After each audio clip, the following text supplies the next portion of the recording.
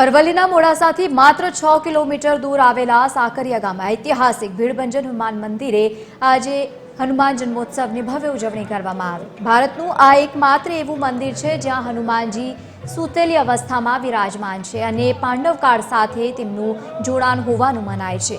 આજે દાદાને વિશેષ શણગાર અને 56 ભોગ પણ ધરાવવામાં આવ્યો છે। વહેલી સવારથી જ હજારોની સંખ્યામાં લોકો દર્શનાર્થે ઉમટ્યા છે।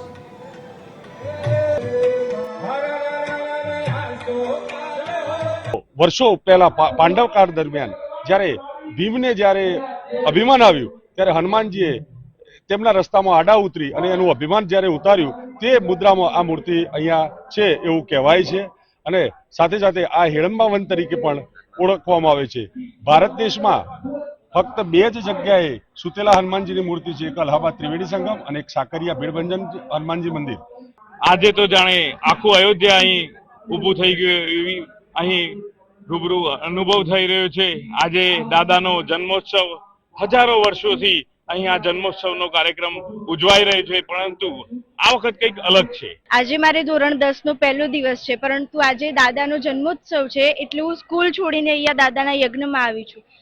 સાકરિયા એટલે ભક્તિના રંગમાં રંગાયું છે। આજે તમે પણ અચૂક હાજર રહો અને તમારી મનોકામના પૂર્ણ કરો।